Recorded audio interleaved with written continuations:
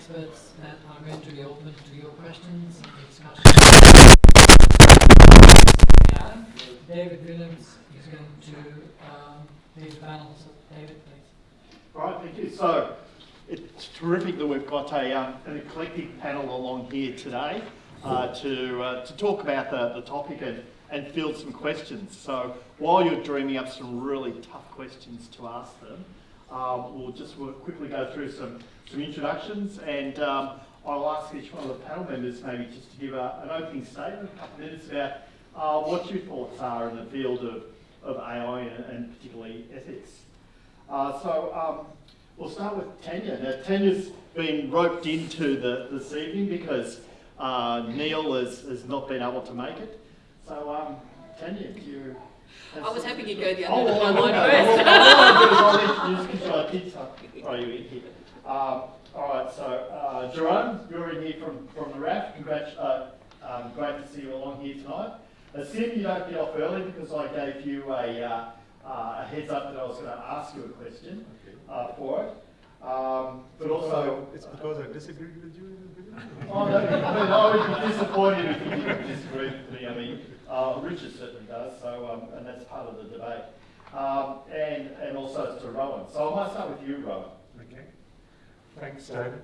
So, so just on with the AI ethics, it's been a hot topic. So I'm from the ATO. There's been a whole of government approach to developing an AI ethics framework run out of industry, and there's been an interdepartmental committee, and they've got Data 61 involved in that. And I think, just to give a little highlight, and we can all look it up, of course, but they mostly adopted the OECD framework, and there's about 8 principles, and I won't go through them all, but it's got the usual things: transparency, accountability, fairness. But number one was have a net benefit, which is quite interesting, and number 2 was do no harm. Of course, from the tax office viewpoint, some of our algorithms that are selecting people for audits, is that doing someone harm? Or arguably it is from the person selected for an audit viewpoint. So that's an interesting thing. So harm for whom and net benefit for whom. So there's all those things. Also for fairness, there's a piece in there around,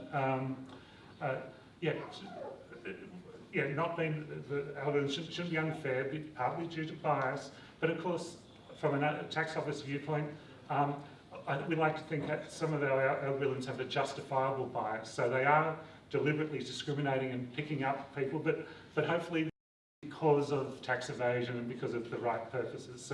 So once again, there's that sort of determining, there is actually justifiable and good bias in some instances. There's also the aspect about transparency, not when a national security agency or anything, but arguably some of those compliance aspects, and we're very happy to be transparent because we're really interested in maintaining social license for collecting revenue, that pay for all of society's services. But as part of the social license and trust, so people are voluntarily and willing to pay tax, because that makes for a good society and a good system. So we do want to be transparent, but there's perhaps a limit to that transparency. So certainly be transparent about the fact that there's been some sort of system being used to collect, make a decision, make an audit decision, and probably be transparent about the data that's been used, and we declare all the data that's been used to make the decision. But perhaps thresholds and some of the details, there's a discussion to be had about just how much transparency you can have. So I might leave it there, David, but that's sort of some of the discussion that's been happening. Yeah, thank you. So, Asim, I guess a perspective from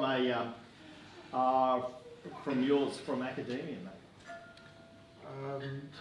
My name is Asim Qayyum, and I lecture at Sturt University.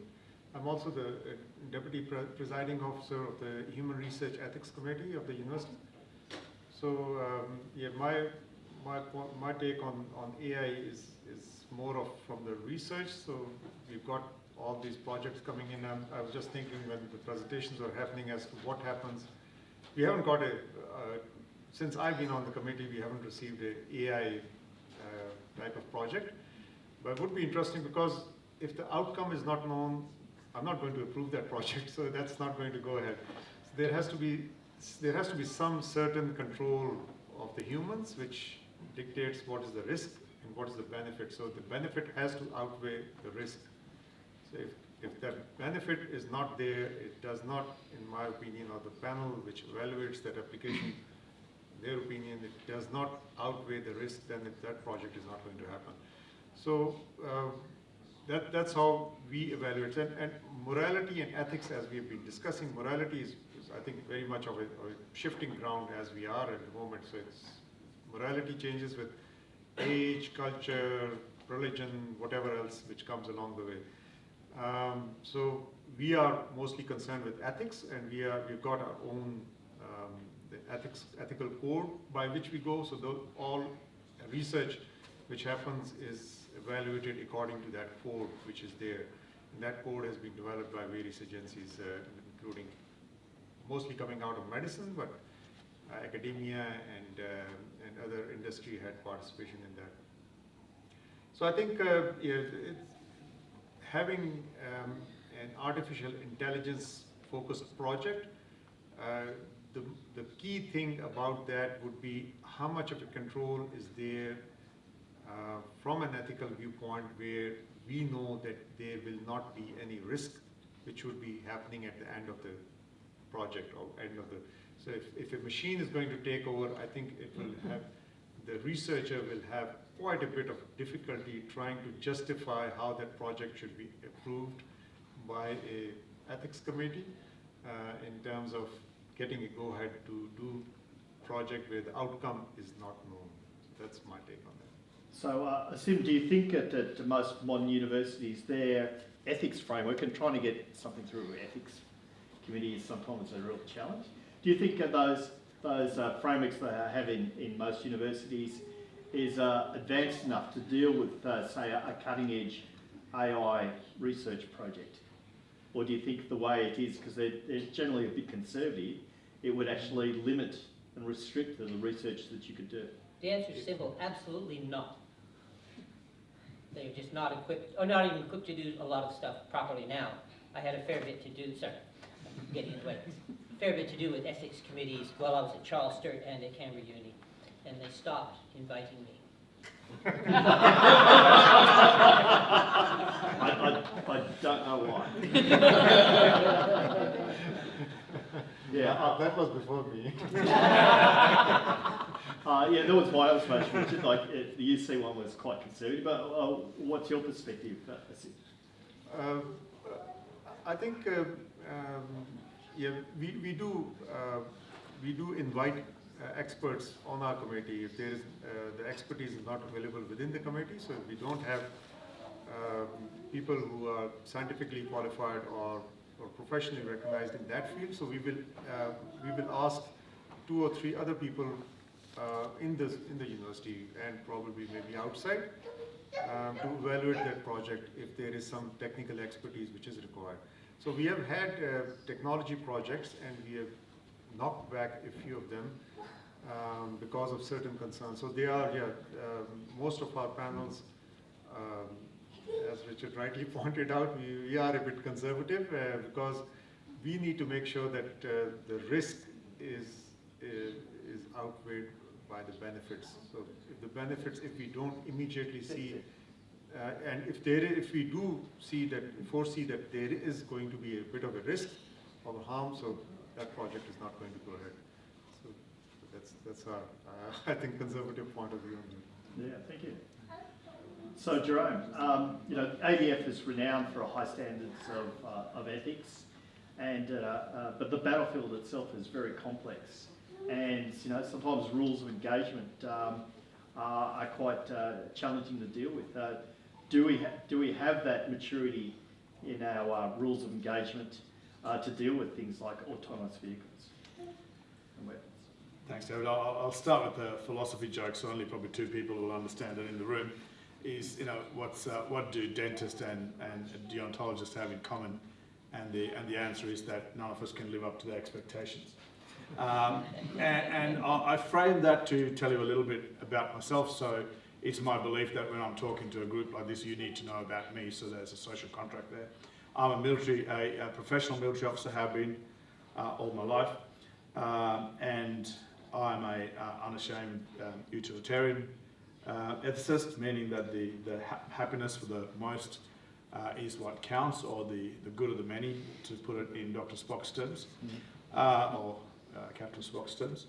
So to get to your question, yes, we do have incredible systems of control. Let's call it that. Why do I call it systems of control? Because ethics, sometimes we have our own personal ethics, but we also have to do what is asked of us. We don't always have the luxury to step aside, and because basically lives depend on that, which means that we have to make an ethical judgment on that at the time. So fundamentally, we have a contract with the Australian people that says we will do what you want us to do, but we'll do it in the most ethical manner possible. So yes, we do have the systems of control. So getting back to systems of control, what that means is when we introduce a new weapon system or we introduce a new technology, we have an elaborate system of control that adheres to international standards and how we use that. And artificial intelligence is no different to that. Richard said before that you can't teach artificial intelligence systems ethics. He's spot on with that. But its application has to be overseen by a human on the loop. I personally look at this in a very simple way. I look at complexity on one axis and uncertainty on the other. Where there is no complexity and no uncertainty, that's where I go with robotic process automation.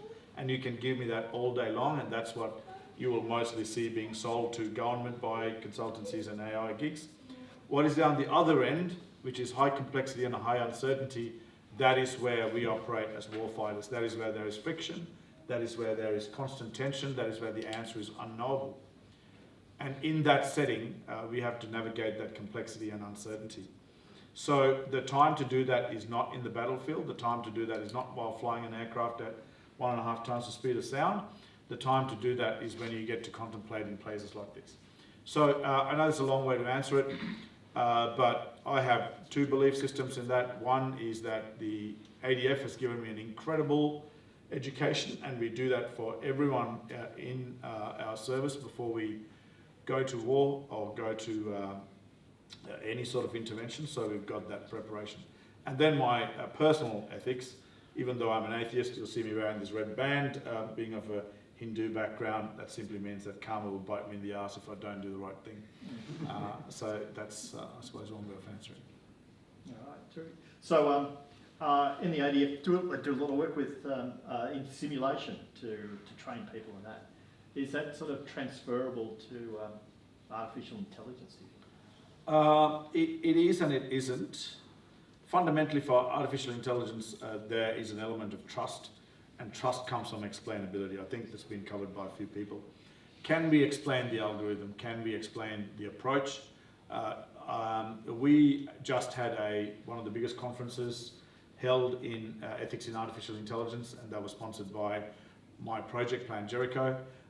Incidentally, I head up a program called Plan Jericho, which is Air Force's transformation. And in exactly 1 month from today, I take over heading up artificial intelligence for defence. So this is something that's dear to my heart. And we are collectively together with the Trusted Autonomous Systems Decision CRC, Defence Science and Technology Group and Defence. We're spending over $10 million on ethical AI for defence. And our fundamental philosophy is ethics by design.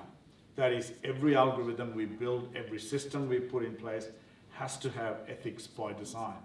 So you talked earlier about the data and its systems. Recently, a consultancy company, and this is just a real example, came to us and said, we've got a new algorithm that we can show you. 1 hour in front of this computer, you can decide, we'll give you a very high rate of accuracy of next generals should be, the ones we should promote. And so the Chief of Air Force, the previous one, Leo Davis, called me into his office and said, right, you're my go-to AI man, what do you think? I said, do you know the values and ethics on which this system was built? This is by a Big Four consultancy company. Did they use banking values? Because if they use banking sector values, is that something we want in Air Force? We have spent 25 years building Defence's value system, and it's robust? Do we want to make sure they're baked in? Do we know this thing doesn't discriminate against the other, as we call it, other meaning people of colour and women and people with disabilities? So this has got to be baked in. So I am confident that we are unpacking this complexity. We don't have the answer, but we are unpacking this complexity and we're investing a lot of time and money, and this is where I run in foul of ethics committees, because I believe the only way to unpack complexity is through abductive reasoning, and that is to not know the answer and the outcome, and you experiment your way to the future. And ethics committees just cannot get their head around that. Yeah. Very good. Tanya, all right, over to you. A bit about your background and what's your perspective on it? So I come from a background of playing in federal government space for 25 odd years now. So I've worked with a lot of departments, including those who are represented here. And funnily enough, I actually went to Sturt University to get my degree. So I'm feeling sort of at home up here for some strange reason.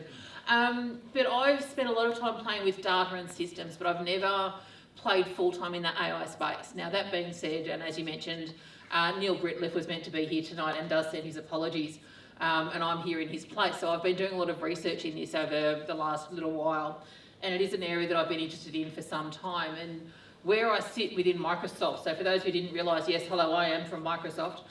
I sit in the data and AI domain, so this is an area that I will be playing in at some stage.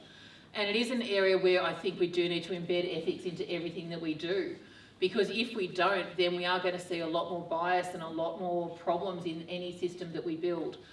Interestingly enough, as part of my research, I've discovered that we not only have an ethics board within Microsoft that is involved with any AI project or anything to do in this space. Anytime a customer comes to us and wants to purchase anything in our cognitive services range, we have to go through a questionnaire with them to find out what they're planning on doing with it. So Microsoft has actually taken a stance on making sure that any program that we build in this space is ethical, and anyone who's intending to use our services is also going to be ethical as well. So that's a stance that as a company we have taken worldwide. Thank you. Richard, reflections so far? Yeah, heaps. Well, of course. I could talk underwater. Someone get a bucket? Yes, please. I was thinking about what everybody said, and in the military ethics field,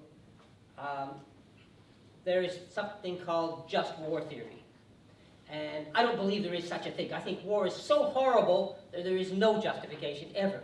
I also think that all the planning and the care and the attention, that if people stand up and say, I want to volunteer to go and protect our rights and our way of life and stuff like that, I think they should be, I think that shows an immense amount of heroism and courage and should be protected. And I think one of the things that, I don't know about Australia, but in Canada, the bottom layer of soldiers were so poorly paid, they actually qualified for welfare.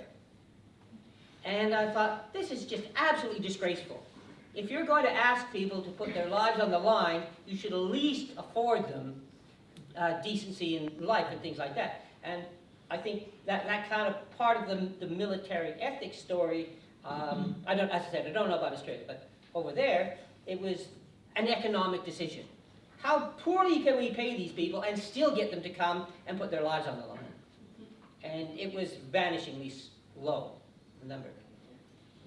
When I used to go to PhD confirmation seminars a lot, and somebody took me aside and said, please, can you not come anymore? And the reason is that these students would stand up and they would spout what their central question is and all kinds of good things about their research project. And I would be the first person to put up their hand and go, so what is the moral worth of your project? And I actually got one supervisor who said, that's not an appropriate question. And I thought, how could it possibly not be an appropriate question? If we're looking at societal values and what these people are doing, and the cost to the community, well, I don't understand money and I don't think it's real, that's my own problem, that I do acknowledge that a whole lot of investment is put into potential research people, and that ought to be shown by kind of giving back to the community, rather than just kind of wandering off and doing all the wrong things, right?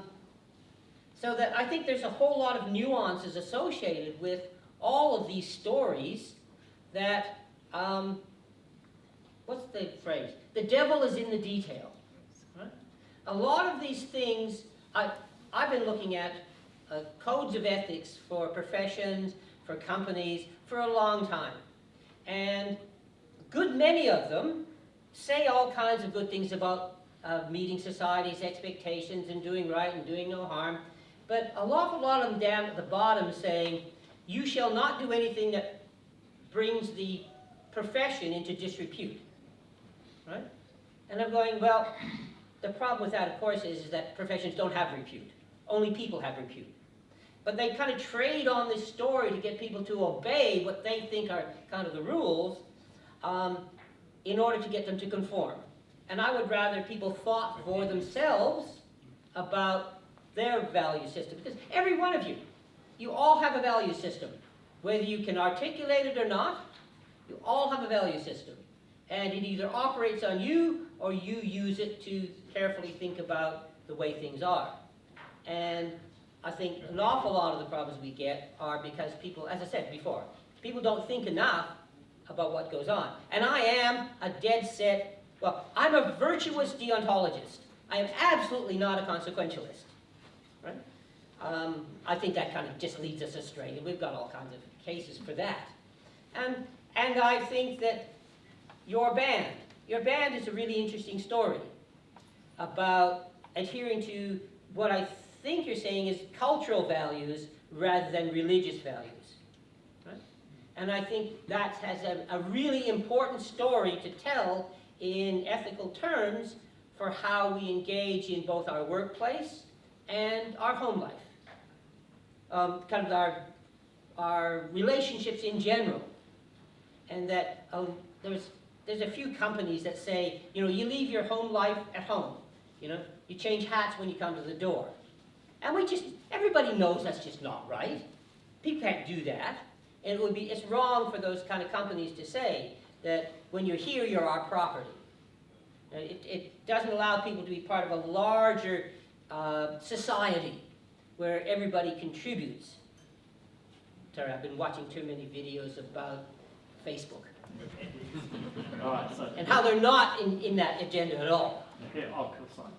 Yeah, so you can see we've got a range of perspectives about you know, what our series of principles and what's important to us and what is less important. So, and as people, you know, we're all different. We all slightly have a different perspective on things. So I'm interested in, do we have any questions from the audience at this point? Yes. My question is, I think algorithms are like any other vehicle. They're a mechanism for getting a range of results. And along the lines of, it's been discussed, there's subjectivity in human systems, morality, ethics, and what have you. I guess I'm interested in at what point do we start looking at trying to give a clearer guidance. And what I mean by that is that we've seen that in Europe there's the GDPR and that's having some effect. But I guess, you know, and I'm not suggesting that law is the solution, but my worry is that we're talking about really, really loose So I'd like concepts. to acknowledge that You can justify it very different ways. So I guess I'm interested in the panel's view on how do we take the next step to give a clearer level of guidance to people that are developing automation and so on. Let me start. A number of years back, I worked on a project for the European Commission. As part of it, it was quite a large thing. And we were looking at different attitudes to data protection by the Americans versus Europeans. And it all boiled down to a really fundamental view the Europeans would favor trusting the governments to look out for their citizens and protect their data, and hence the long-term thing with the GDPR. Whereas the Americans thought, we don't trust the government. We can't trust the government. And you can, if you kind of look at American history, that's kind of a large bit. We would rather trust private companies to do the best they can with the information. Now, I don't know, I mean, that just seems like a bizarre idea, completely bizarre idea to me. But the comforting thing, and what you're asking is a really, really, really hard problem.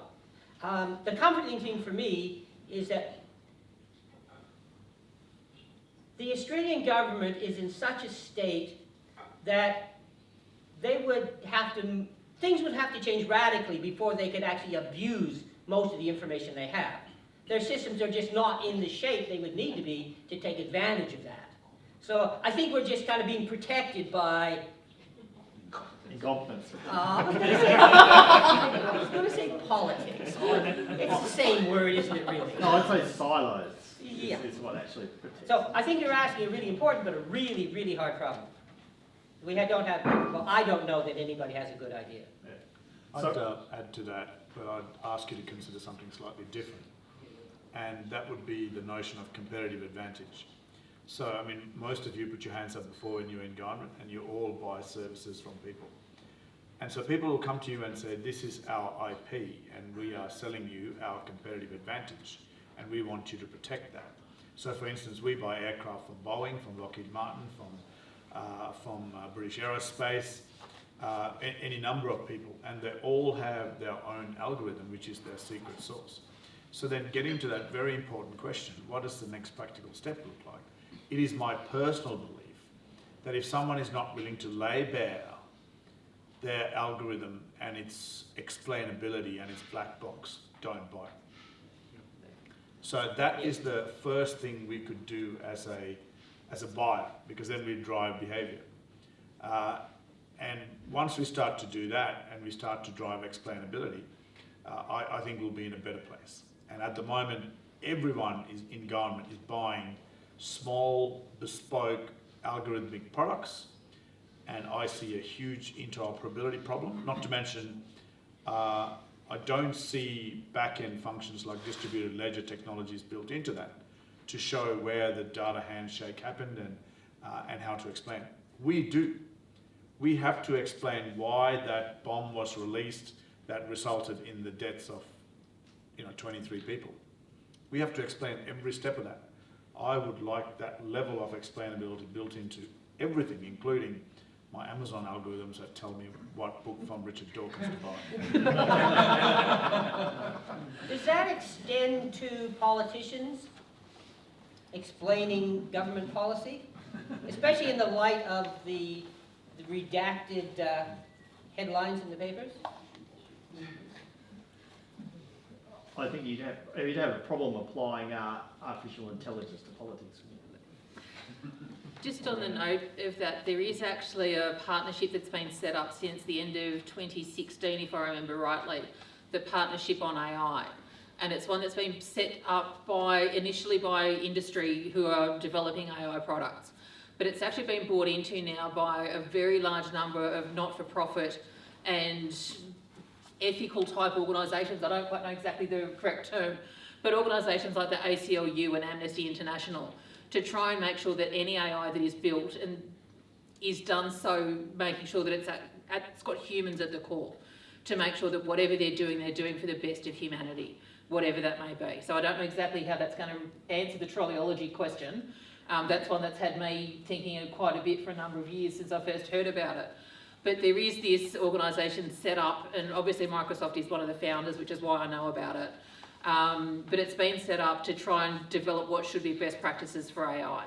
So that might be an area that we need to obviously explore and develop further. It's certainly not an answer at the moment, but it is something that is being thought about by industry, but we don't have an answer as yet. I guess that brings a good question is, what is the role of some of these other organisations in our community, like Amnesty International or animal rights groups and that, in things like AI? Excellent question, well asked. At the moment, from the partnership, it is to make sure that we are doing the right thing. So that anything that we do create is actually, does have the transparency and the availability of the algorithms to prove that we are doing the right thing. I think, yeah, what Jerome also mentioned, it's the transparency of what is going to happen, and also the explainability. So for us, I mean, many of the researchers are unable to explain what they're trying to do, what they will be doing.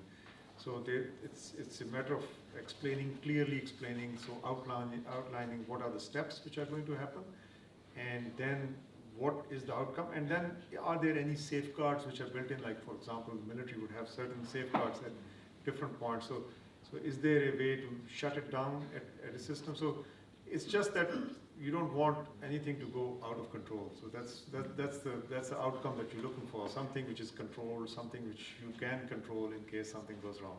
The stock market learned a really hard lesson when they first brought in automated trading. The first couple of times, it just spiraled completely out of control, and they actually had to unplug the machines in order to stop it.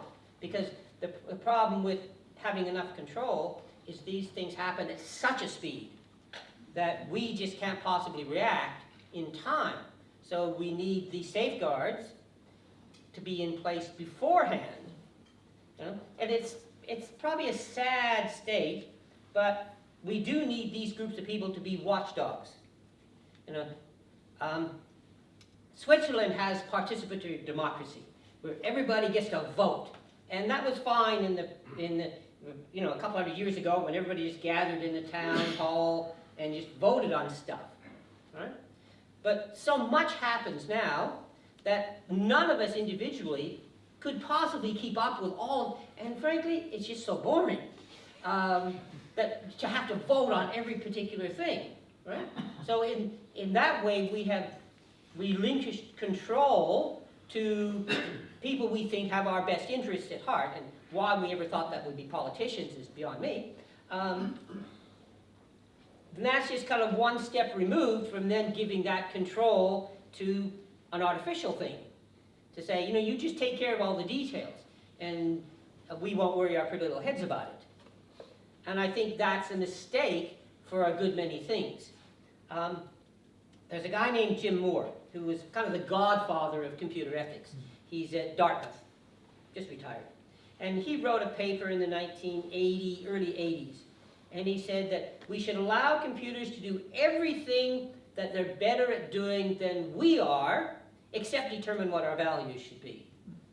And then have those values as guiding principles for every decision they make. And, well, I think that's kind of mostly true.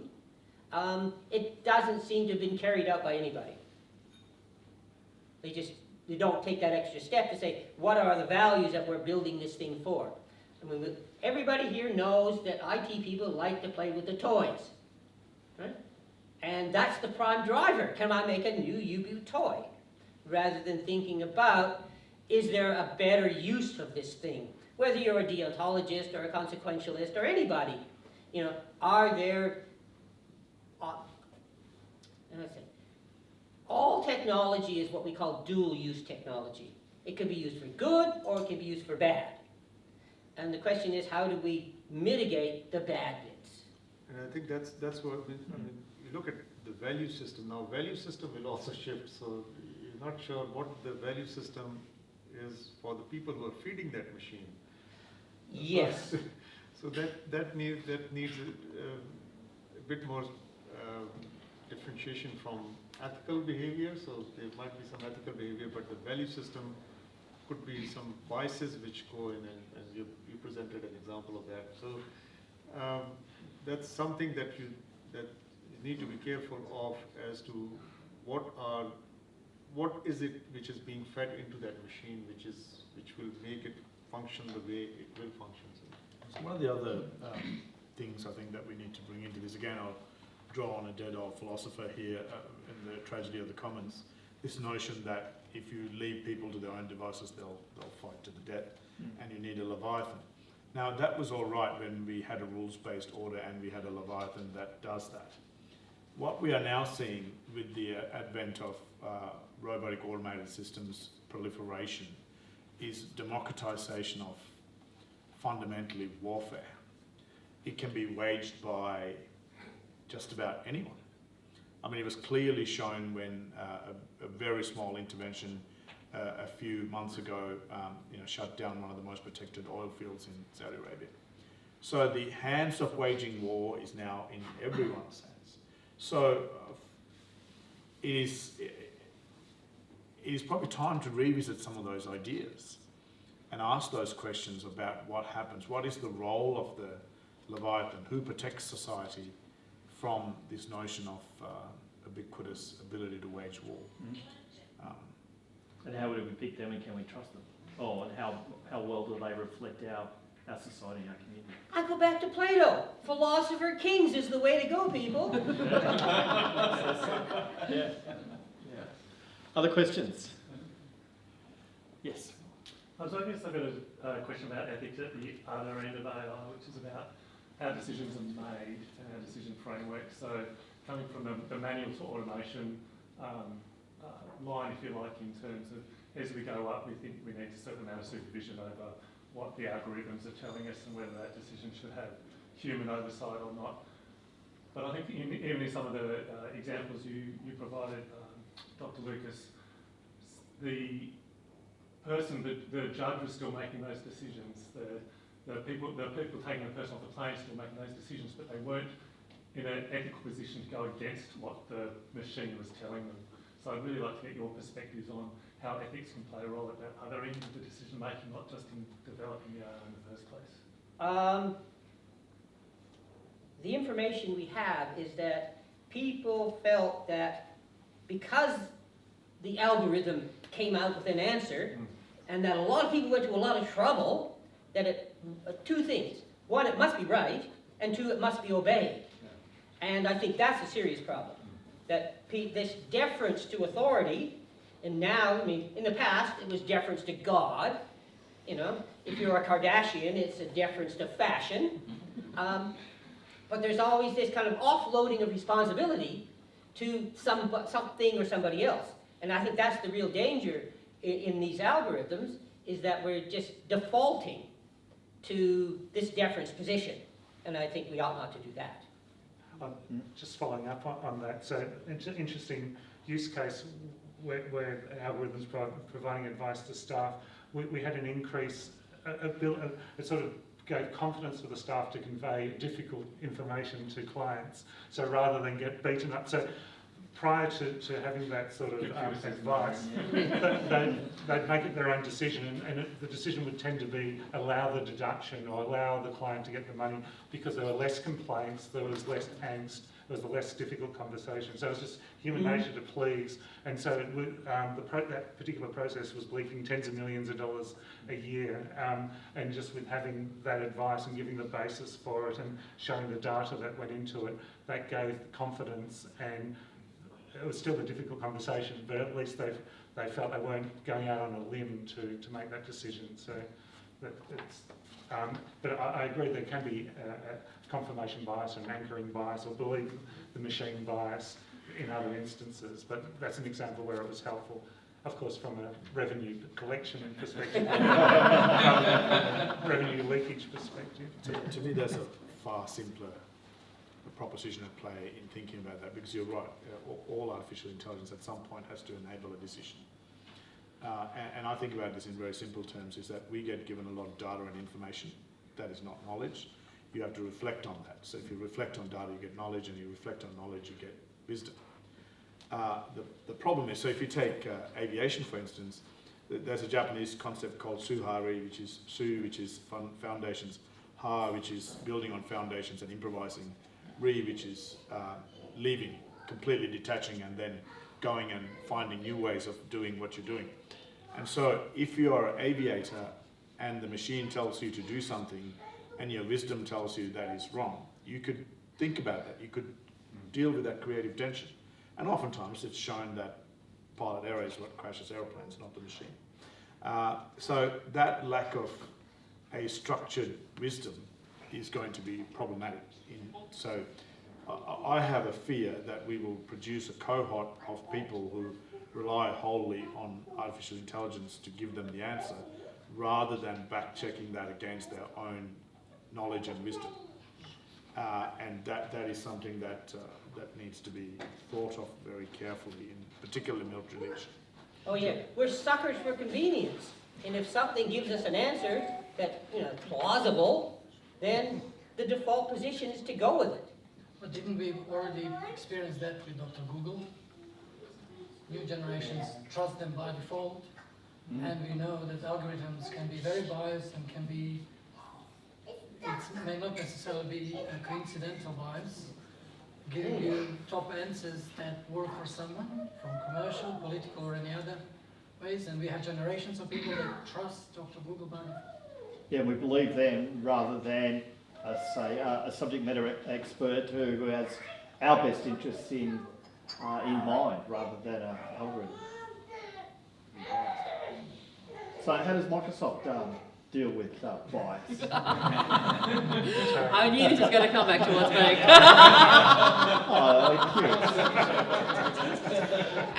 It's something that we are conscious of. We've all heard the stories about Windows Hello not recognising faces of colour, not recognising women. And I think that's a result of the people who were training it. Because a lot of the time these programs are trained over in Seattle, they're trained by the men. And an interesting stat that I found out recently, if you look at the statistics of women in positions in technical areas in Microsoft versus men, women hold 7 to 8% of those positions. So it's no wonder that these machines are trained to recognise white male faces, because the majority are white males who are doing the training. So this is something that we are conscious of, and we're trying to find a way to actually try and remove that bias, but it's not going to be an overnight answer. It's not going to be an overnight, yeah, I've just said that, but there's nothing that we can do that's going to be a quick fix. Because part of it is also, if we're going to ask people to give us information to help us reduce that bias in training these things, people have to trust Microsoft. So it is a saying within our company that Microsoft runs on trust. Now, I can see from a couple of sniggers down the front row, and I'm not going to name any names, that may not actually be the case. But that is something that we are trying hard to fix from within. So we are trying to promote diversity. We are trying to promote making sure that these things are open and fair and honest. I don't know if any of you have read the paper that was written by one of our presidents, Brad Smith, The Future Computed. If you haven't read it, I do encourage you to have a look at it. I binge read it over the weekend. It is only about 150 pages, so it's a little bit of light reading for you. And it does touch on a lot of these ethical components. It does talk about the need to make sure that whatever you're doing is open, it is secure, it can be trusted, and underpinning everything is transparency. So that whatever algorithm you're building, you can explain it to someone to say, this is how it works. This is why it works, and this is why it gave you the answer that it gave you. So you won't come up with that problem of the teachers in Houston with the SAS program. So that's something that we are trying to work on. Sorry, I love that was a SAS example rather than Microsoft. Especially after you picked on Tay. But, Tay's a wonderful example of this sort of stuff, because Tay was up for about 16 hours, if I remember the story correctly. And in that time, Tay did become a misogynistic asshole, let's be honest. But that was because of everything that was going on in the Twitterverse. And if you look only at Twitter, and if you look only at a lot of the responses that people get on Twitter, what would you think is going to happen to anyone out there? You're going to become defensive, you're going to become belligerent, you're going to become that sort of person, because that's what people do because when they're sitting behind a keyboard. So I don't know how I got onto talking that much about Tay, but we need to find a way to program these things so that they can be resilient and actually have that resiliency that we have built up as humans. So you were quite right, Richard, before saying that we've built up our ethics over 3,000 years. No, that was you. Yeah. That was you. I'm getting confused, that's not good. But that's something that we need to find a way to build into AI. I don't know what the answer is. I wish I did, I'd be a millionaire. But we have to find a way to program that in. But then it brings us to another question that I don't know if anyone's thought of. Whose ethics and morals do we program in? Do we program in Australian ethics and morals? Do we use Americans? Do we use Canadians? Well, it turns out that there's way more commonality. If we kind of get down to the ground of what we all believe, there's way more commonality than you believe. Because I use this thing when I was teaching. I would say, okay, everybody, put up your hand. Is it okay for me to write a book about torturing babies for fun and profit? Right? Nobody puts up their hand. Right? I said, I'm not really going to do it. I just want to make some money, right, out of those poor people who do. And then some people said, oh, well, you know, maybe it's okay. If it's in a humorous and sarcastic way. But my question for you then is it wrong for me, whenever somebody asks me for information, I give them different answers? Every time. I put in slightly different answers. And to get my daughter one of the accounts for, is it Twitter or, no, not Twitter. We won't let her on Twitter. Instagram or something like that. It wouldn't allow her because she was underage. Under 13 years of age. Yep. And so what we did, we changed it to 113. And it got through no problem. It had, and we even experimented, and we went to 157. And it said, no problem. You know, you go, whoa, you know. It just had to speak up a little. Turn the ball. Yeah. So we're just running a little bit short on time, so I recognise, because we have to be out by 8, don't we, Blade? Is that right? So just a couple of final comments. So Rohan? No, good discussion, but going back to the point about the basis of ethics by design type aspect, and I think a big approach is the transparency and the community discussion with different community groups for government, just from an administrative decision-making sort of agency viewpoint. Having that out in the community so that it's not being done secretly. It's not just that backroom model building, deciding it should be okay. But if you get it out there, then you can see. And of course, there'll be a tough discussion. There'll be lobbyists and there'll be passionate people. But at least it's done in the open. Asim, is academia going to be able to keep up with all this? Oh yes, definitely. Yeah. We've got the expertise on call. I think, at the moment, the academic point of view is quite similar to Stephen Hawking's, I think. Don't let AI be the doomsday kind of a scenario. So we don't want that. So I think ethics committee will still be very conservative if any AI project comes along, and make sure that we stay on the low risk and high benefit side of it. Jerome? Every epoch has had its AI. When the automobile was first invented, I remember reading that people said travelling at those speeds are going to disembowel people, and it was slower than a horse. When aviation was introduced at the turn of the century, there was a strong push to push a moratorium through not the United Nations at the time, it was something else. League of Nations. League of Nations, that's right, thank you, to ban it. Of course, we knew that wasn't going to last very long. And every epoch has had a technology that has caused a revolution rather than an evolution. And this is simply that. And I go back to my point that we need to deal with those two things, one of explainability and competence. Explainability meaning how was this arrived at, competence meaning how brittle or fragile are these algorithms. If I ran the same thing 5 times, will I get the same result? Or will I get something completely different? And you'll be amazed at the number of people who are not doing that simple little test. So with those two things in mind, I think we can get through this. And I agree with Richard that we all have a very similar ethical framework, and that'll carry the day. I think we've got a big challenge in front of us. I think it's definitely the fourth revolution, there's no doubt about that. It's going to be interesting to see how it plays out, and I'm hoping that we can all be here and have a bit of fun while we do it. Yeah. So I think, Richard, it's too early to retire. There's still a lot more work for you to do. I found work kept getting in the way of things I wanted to do. Think for yourself is my parting word. Use your values, think for yourself. All right. So can you please join me in thanking our panel for this.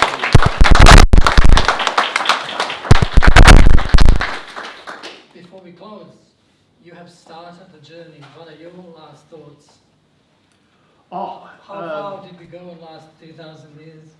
I think we're continuing to evolve, and but it's interesting how you can reflect back there, and the values are still the same, and as long as we keep those human values, and we can reflect on them, then I think it's going to be an interesting but a fascinating journey. Thank you, David. So, Thank you, thank you. panel. Thank you all.